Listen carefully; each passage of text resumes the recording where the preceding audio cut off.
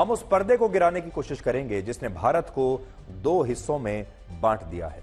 एक भारत वो है जिसमें कांवड़ यात्रा के मार्ग में मस्जिदें नहीं आ सकती, और दूसरा भारत वो है जहां मुहर्रम के जुलूस में मंदिर नहीं आ सकते। और इन दोनों देशों के बीच, यानी इन दोनों ही भारत के बीच अब एक पर्दे की दीवार खड़ी हो गई है जिसने हमारे देश को दो हिस्सों में विभाजित कर दिया है। और इस बात को आप आज इन तस्वीरों से समझ सकते हैं। ये तस्वीरें हरिद्वार से आई हैं, जहां पुलिस ने एक मस्जिद और मजार के सामने इसलिए पर्दा लगवा दिया क्योंकि ये मस्जिद कांवड़ यात्रा के रास्ते में आती है। उत्तराखंड की सरकार का कहना है कि वो इस बात को लेकर आशंकित थी कि कांवड़ यात्रा के दौरान इन मस्जिदों और मजारों को देखकर लोग उत्तेजित हो सकते हैं और कानून व्यवस्था बिगड़ सकती है, और इसी बात को ध्यान में रखते हुए इन मस्जिदों को पर्दे से ढकवा दिया गया ताकि किसी की नजर इन पर ना पड़े। लेकिन बाद में जब इस पर विवाद होना शुरू हुआ, लोगों ने आपत्ति जताई, तो सरकार ने अपने फैसले को वापस ले लिया और अब इन पर्दों को मस्जिद से हटा दिया गया है। हालांकि कुछ लोग ये कह रहे हैं कि ऐसा देश में पहली बार हुआ है जब हिंदुओं को खुश करने के लिए किसी सरकार ने मस्जिदों का ऐसा अपमान किया है और उन्हें पर्दों से ढकने की कोशिश की है।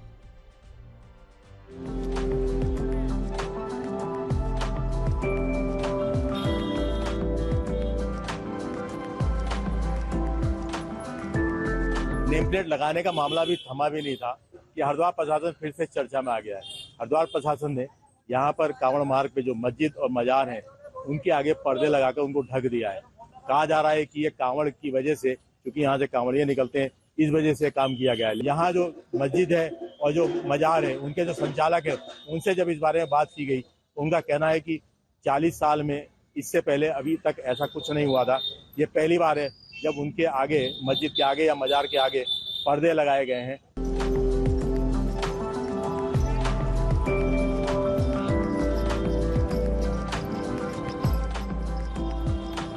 ये प्रशासन ने लगवाया जी। क्यों इसको तो लगवाया? हमें नहीं पता जी, ना हमें बताया। जब लगवाया तब भी बात नहीं करी ना आप लोगों से? ना क्यों लगवाया, क्यों वजह? ना, ये ना कोई बताया हमें। आपको कुछ समझ में आ रहा है क्या ना, वजह हो सकती है इसके? बस हमें तो ये समझ में आ रहा है तो सरकार जाने जी, हमें तो पता नहीं। हम तो 40 साल में पहली बार देख रहे हैं जो लगा। ये मालूम नहीं जी क्यों लगाया। ये कह रहे लोग आगे के जी मस्जिद ढकने के लिए लगाया। ये मस्जिद खोला नहीं, आज से पहले तो कभी पर्दा लगा नहीं है। इससे पहले कभी लगा है यहाँ पर इस तरह की पर्दा लगाने की बात हुई है? ना जी, कभी कोई बात नहीं है, कभी कोई पर्दा नहीं लगाया जी। ये प्रशासन ने लगवाया, कह रहे हैं कि यहाँ से सुरक्षा की दृष्टि से लगा रहे हैं हम। वैसे पहले कभी नहीं लगा। मेरी 60 साल की उम्र है, मैं यहीं रहता हूँ बचपन से ही, यहाँ कभी नहीं लगा। मैं दुकानदार भी हूँ यहाँ मस्जिद का।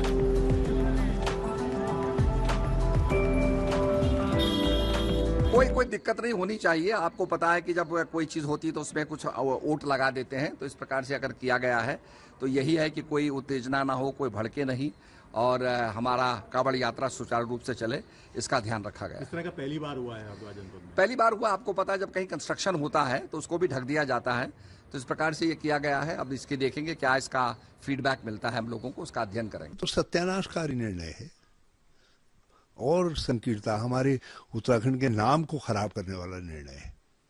ऐसी बेहूदगी कोई सोच सकता है? मुझे तो आश्चर्य हो रहा है। हिंदू धर्म इतना संकीर्ण हो गया कि मुस्लिम धर्म के या किसी दूसरे धर्म के देवस्थलों को देखने से जो है वो संकुचित हो जाते। इतनी छुई मुई हो गए हम, इतनी संकीर्णता हम आ गई है। ये निर्णय बहुत ही दर्दनाक है।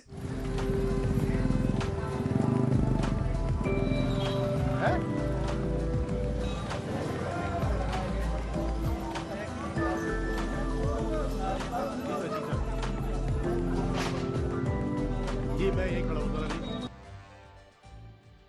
ये घटना सही नहीं है, ये तो ठीक बात है, लेकिन जिन लोगों को ऐसा लग रहा है कि हमारे देश में इस तरह की घटना पहली बार हो रही है, उन्हें आज इन तस्वीरों को भी कुछ ध्यान से देखना चाहिए। अब दूसरा हिस्सा देखिए। पर्दे के इस तरफ की तस्वीर तो हमने आपको दिखा दी, अब पर्दे के दूसरी तरफ की तस्वीर देखिए, और यह तस्वीर है पिछले साल पश्चिम बंगाल के मालदा की।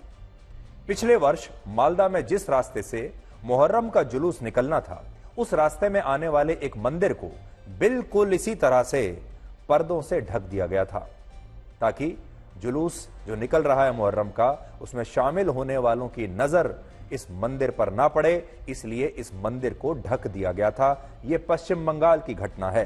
तस्वीरें आपके सामने हैं। वर्ष 2022 में मध्य प्रदेश के श्योपुर में एक गणेश मंदिर को सिर्फ इसलिए पर्दों से ढक दिया गया था क्योंकि इस मंदिर के रास्ते से मुहर्रम का जुलूस निकलना था। और यहां बात सिर्फ इन मंदिरों और मस्जिदों को पर्दों से ढकने की नहीं है। पिछले साल पश्चिम बंगाल और दिल्ली में मुस्लिम इलाकों से रामनवमी का जुलूस निकालने का भारी विरोध हुआ था और इस विरोध के दौरान इन धार्मिक जुलूसों पर पत्थर बरसाए गए थे। बहुत सारे लोगों का क्या कहना था कि रामनवमी का जो जुलूस है, रामनवमी की जो यात्रा है, ये मुस्लिम इलाकों से होकर नहीं गुजर सकती। और इन दंगों के बाद इसी देश के कुछ विपक्षी नेताओं ने यह कहा था कि इन दंगों के लिए हिंदू जिम्मेदार हैं क्योंकि वो मुस्लिम इलाकों से रामनवमी का जुलूस निकाल रहे थे। गलती उनकी है, वो मुस्लिम इलाकों में क्यों गए। और आज हमारा बड़ा सवाल यह है कि भारत में यह बंटवारा कब से हुआ, इस देश में कब से ऐसा हुआ कि ये मुस्लिम इलाके हो गए, ये हिंदू इलाके हो गए, ये ईसाइयों के इलाके हो गए, ये सिखों के इलाके हुए। ये बंटवारा हुआ कब? इससे आप समझ सकते हैं कि कैसे हमारा देश अब धीरे धीरे बढ़ता जा रहा है। और अब इस देश में कुछ इलाके ऐसे हैं जहां से रामनवमी का जुलूस नहीं निकाला जा सकता क्योंकि ये मुस्लिम इलाके बन चुके हैं। और कुछ इलाके ऐसे हैं जहां से कावड़ यात्रा के रास्ते में मस्जिदें नहीं आ सकती। और यह बहुत ही चिंताजनक बात है जिसका आज हम आपको एक समाधान बताना चाहते हैं। और ये जो समाधान है, इस पर पश्चिमी देश पहले से ही अमल कर रहे हैं। हमारे देश में फिलहाल मंदिरों को या मस्जिदों को इसलिए पर्दों से ढका जाता है क्योंकि सरकारें ऐसे मामलों में धर्म के हिसाब से चलती हैं, धर्म के हिसाब से सोचती हैं और इन सारे मामलों को धार्मिक मानती हैं। लेकिन जिस दिन हमारे देश की ये अलग अलग सरकारें कानून व्यवस्था के हिसाब से सोचने लगेंगी और धर्म की बजाय कानून व्यवस्था को बनाए रखने के लिए कदम उठाने लगेंगी, तो ये सारे विवाद अपने आप समाप्त हो जाएंगे। आप समझ रहे हैं हम क्या कहने की कोशिश कर रहे हैं? असल में जब भी ऐसी कोई बात होती है, इन्हें धार्मिक यात्रा मान लिया जाता है और प्रदेश की जो सरकार है, प्रदेश की जो पुलिस है, प्रशासन है, उसकी पहली जिम्मेदारी होती है कानून व्यवस्था को बनाए रखने की। और कानून व्यवस्था को जो भी तोड़े उस पर एक्शन होना चाहिए। और इस बात को आप पश्चिमी देशों के उदाहरण से आज समझ सकते हैं। पश्चिमी देशों में सरकारें और पुलिस किसी भी समस्या को, किसी भी चुनौती को, किसी भी स्थिति को धर्म के चश्मे से नहीं देखती, बल्कि वो इसे कानून व्यवस्था के नजरिए से देखती है। और कानून सबके लिए बराबर है, चाहे फिर वो किसी भी धर्म का हो। और फिर कानून व्यवस्था के लिए जो भी सही होता है उस कदम को वो उठाते हैं और इसी के कारण उन्हें कभी अपने एक्शन से पीछे नहीं हटना पड़ता। उदाहरण के लिए ब्रिटेन के मैनचेस्टर एयरपोर्ट पर अभी हाल ही में इसी हफ्ते एक बड़ी घटना हुई जिसमें पाकिस्तान से आए एक परिवार का एक यात्री से झगड़ा हो गया और बात हाथापाई तक पहुंच गई। जब पुलिस ने इस परिवार के कुछ लोगों को गिरफ्तार किया तो ऐसा आरोप है कि इन लोगों ने 3 पुलिसकर्मियों के साथ मारपीट शुरू कर दी, जिनमें ये पुलिसकर्मी घायल भी हुए। और इसके बाद एयरपोर्ट पर तैनात सभी पुलिसकर्मियों ने एक आरोपी मोहम्मद फहीर और मोहम्मद अमाद को घेर कर नीचे गिराया और इस दौरान बहुत सख्ती से वो इन लोगों से निपटे। और एक पुलिसकर्मी इस आरोपी लड़के को बुरी तरह से मारते हुए भी दिख रहा है क्योंकि इसका एक वीडियो सामने आया। और बड़ी बात यह है कि इस घटना के बाद अब इस पुलिसकर्मी को जांच पूरी होने तक सस्पेंड भी कर दिया गया है। लेकिन सोचने वाली बात यह है कि वहां इस घटना को कानून व्यवस्था के हिसाब से संबंधित माना गया और लोग ये बात कर रहे हैं कि इस पुलिसकर्मी ने इस यात्री के साथ बिल्कुल ठीक किया। लेकिन कोई ये नहीं कह रहा कि इस पुलिसकर्मी ने एक मुसलमान को उसके धर्म के कारण नीचे गिराकर इस तरह से मारा और इस तरह से उसके साथ व्यवहार किया। और वहां इन पुलिसकर्मियों ने जब ये एक्शन लिया इन लोगों के खिलाफ तो इनके दिमाग में ये नहीं था कि ये लोग किस धर्म को मानने वाले हैं। ये इस्लाम धर्म को मानते हैं कि ये क्रिश्चियन धर्म को मानते हैं, ये क्रिश्चियनिटी को मानते हैं या ये हिंदू हैं। उन्होंने ये नहीं सोचा कि अगर हम एक इस्लाम धर्म को मानने वाले व्यक्ति के साथ ऐसा सलूक करेंगे, उसे गिरफ्तार करेंगे या उसके साथ मारपीट करेंगे तो इससे बाकी के मुसलमान हमसे नाराज हो जाएंगे, बाकी के मुसलमान सरकार से नाराज हो जाएंगे और उसके बाद वो सरकार को वोट नहीं देंगे, किसी अमुक पार्टी को वोट नहीं देंगे। वहां ये जब इस तरह की बातें होती हैं, ये सिर्फ कानून व्यवस्था की समस्या है, इसका धर्म से कोई लेना देना नहीं है। लेकिन जब इस तरह की बातें भारत में होती हैं तो हम उसे एक धार्मिक एंगल दे देते हैं। भारत में पिछले साल दिल्ली में एक पुलिसकर्मी ने सड़क पर नमाज पढ़ रहे एक व्यक्ति को वहां से हटाने के लिए उसे लात मार दी थी, और तब हमारे देश में एक मामला बहुत बड़ा बन गया था, और ये एक मुसलमान को लात मारने का मामला बन गया, जबकि ये मामला असल में सड़क पर बिना अनुमति के नमाज पढ़ने का था, जिससे आम लोगों को परेशानी हो रही थी। लेकिन जब पुलिस कर्मी ने ये काम किया तो इसे पूरा धार्मिक एंगल दे दिया गया। हम यहां ये बिल्कुल नहीं कह रहे कि इस पुलिसकर्मी ने उस समय जो किया था वो सही था या गलत था, ये सर्टिफिकेट हम नहीं दे रहे हैं, हो सकता है उसने गलती की हो।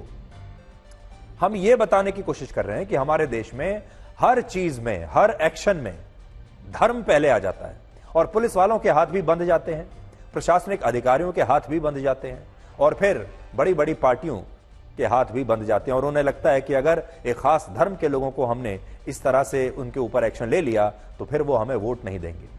लेकिन जब दूसरे देशों में इस तरह की घटनाएं होती हैं तो वहां की पुलिस इस बात को स्पष्ट कर देती है, और उसे यह स्पष्टता होती है कि उन्होंने जो कार्रवाई की है वो कानून व्यवस्था के लिए जरूरी थी, और धर्म के हिसाब से वो नहीं सोचते। इसमें धर्म के हिसाब से कोई सोच होनी ही नहीं चाहिए। तो इसका एक ही सॉल्यूशन है, इसका एक ही हल है कि हमारे देश की सारी सरकारें, चाहे वो किसी भी राज्य की सरकार हो या केंद्र सरकार हो, और सारी पुलिस फोर्स धर्मनिरपेक्ष होकर, अगर हर समस्या को धर्मनिरपेक्ष होकर सिर्फ एक कानून व्यवस्था की समस्या मानेगी और कानून के हिसाब से जो सही होगा अगर वो करेगी, तभी हमारे देश में ये पर्दा गिर पाएगा। और आज हम ये कह रहे हैं कि सड़क पर अगर कोई भी कब्जा करता है, कोई भी धार्मिक जुलूस अगर ऐसा है जो सड़क पर कब्जा करके हो रहा है, जिससे आम लोगों को परेशानी हो रही है, तो फिर चाहे वो किसी भी धर्म का हो, पुलिस को एक्शन लेना चाहिए। चाहे वो मुस्लिम धर्म से जुड़ा हो, या वो हिंदू धर्म से जुड़ा हो, या वो किसी और धर्म से जुड़ा हो। अगर कानून व्यवस्था का उल्लंघन हो रहा है तो फिर उस पर एक्शन होना ही चाहिए। ये नहीं कि एक धर्म को इजाजत दे दी और दूसरे धर्म को इजाजत नहीं दी। आप देखिए, योगी आदित्यनाथ ने उत्तर प्रदेश में जब लाउड स्पीकर्स पर प्रतिबंध लगाया तो फिर सबके लिए लगाया। वो लाउड स्पीकर ना फिर मस्जिद पर रहेगा और ना फिर मंदिर पर रहेगा, और ऐसा ही होना चाहिए।